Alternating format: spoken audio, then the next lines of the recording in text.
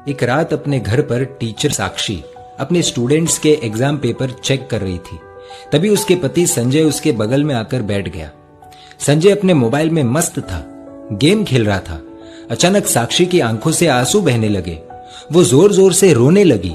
जब संजय को रोने की आवाज आई तो उसने मोबाइल से बिना आंख हटाए पूछा कि क्या हुआ साक्षी, रो क्यों रही हो?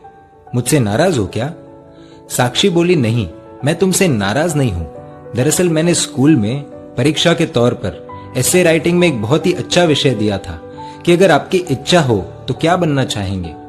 पति संजय जोर से हंस पड़ा। तो इसमें रोने वाली क्या बात है? फालतू में मेरा गेम खराब कर दिया।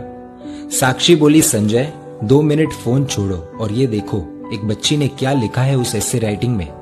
तुम खुद पढ़कर रो पड़ोगे। संजय ने कहा, अरे मैं थका हुआ हूं, प्लीज तुम पढ़कर सुना दो। साक्षी ने आंसू पोंछकर पढ़ना शुरू किया। डियर टीचर, मेरा ये एसे राइटिंग मेरे पापा को ना दिखाना, वरना मुझे बहुत डांट पड़ेगी। मैं जब भी घर जाती हूँ तो मेरे मम्मी पापा मोबाइल में बिजी रहते हैं। मेरी तरफ देखने का भी बहुत कम टाइम मिलता है उन्हें। मोबाइल का इतना ध्यान रखते हैं वो, इतनी केयर करते हैं मोबाइल की। वो मुझसे ज्यादा तो उनके फोन से प्यार करते हैं। मेरे पापा और मम्मी शाम को थक जाते हैं, लेकिन उसके बाद मेरे साथ वक्त नहीं बिताते, अपने मोबाइल के साथ वक्त बिताते हैं। उनके पास उनके मोबाइल के लिए बहुत समय है, लेकिन मेरे लिए बिल्कुल भी समय नहीं है। मैं 3 बार बुलाती हूँ तो मेरी आवाज उन्हें सुनाई नहीं देती और मोबाइल की हल्की सी रिंगटोन भी बज जाए तो अपना काम छोड़कर मोबाइल देखते हैं। मेरी इच्छा होती है कि मेरे मम्मी पापा मुझे अपने हाथों से खाना खिलाएं, लेकिन खाना खाते वक्त भी उनके एक हाथ में मोबाइल ही रहता है। मैंने तो सुना था सुबह उठकर एक माँ अपने बच्चों को उठाती है, देखभाल करती है, लेकिन मेरी मम्मी सुबह उठते ही मोबाइल देखती है, मुझे कभी नहीं उठाती। मेरे पापा अपने मोबाइल में पूरे दिन फालतू वीडियोस देखते हैं, हर समय गेम खेलते रहते हैं, लेकिन अगर मैं उनके पास मेरा कोई काम लेकर जाऊं तो कहते हैं बेटा आई एम बिजी। इतना ही नहीं, अब मेरी मम्मी ने खुद के वीडियोस बनाने शुरू कर दिए हैं, इसीलिए कई बार रात में देर से सोती है तो सुबह देर से उठती है। और सुबह जब मेरा टिफिन तैयार नहीं रहता तो मुझे पैसे देकर कहती है कैंटीन में खा लेना। मेरे टिफिन से भी ज्यादा जरूरी मम्मी को उनका स्मार्टफोन है। हाँ, डॉटर्स डे के दिन दोनों मेरे साथ फोटो लेते हैं, और वो मेरे लिए नहीं, अपने अपने स्टेटस में डालने के लिए, जिससे दुनिया को पता चले कि वो भी ट्रेंड के साथ चल रहे हैं। वीडियो कॉलिंग पर अपने दोस्तों के साथ 1-1 घंटे तक बातें करते हैं, लेकिन जब मैं कोई कहानी सुनाने कहूँ तो कहते हैं बेटा इंटरनेट पर सुन लो। वो दोनों ही मेरी आदतें बिगाड़ रहे हैं। फिर कल अगर मैं गलत रास्ते पर चली गई तो पूरी दुनिया मुझे गलत बताएगी।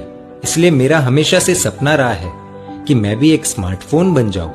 पूरे दिन अपने पापा के हाथों में रहूंगी, रात को सोते समय भी उनके आंखों के सामने रहूंगी, सोने के बाद भी उनका हाथ मुझ पर ही रहेगा।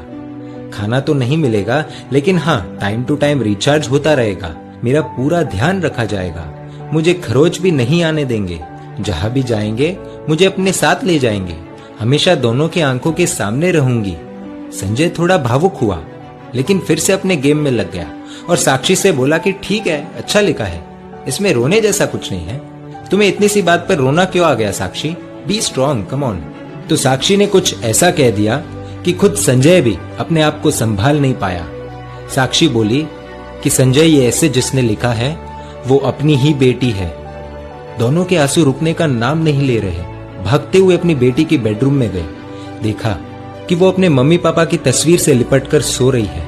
ये दृश्य देखकर दोनों को रोना आ गया। साक्षी और संजय दोनों ने अपनी बेटी को नींद से जगाया, उसको उठाकर दोनों ने क्षमा मांगी, कहा कि बेटी तुमने हमारी आंखें खोल दी, हमें माफ कर दो, अब से स्मार्टफोन नहीं, तुम हमारी आंखों के सामने रहोगी। पूरे परिवार के लिए बहुत ही भावुक पल था। दोस्तों, इस कहानी से आपको क्या सीख मिली, कमेंट द्वारा बताएं। और अगर आपको लगता है कि ये कहानी शेयर करने जैसी है तो तुरंत अपने दोस्तों, परिवारजनों और रिश्तेदारों के साथ शेयर कीजिए। और ऐसी सुंदर कहानियों के लिए emotional video stories page like कर दीजिए और यूट्यूब पर हमें सब्सक्राइब कर दीजिए।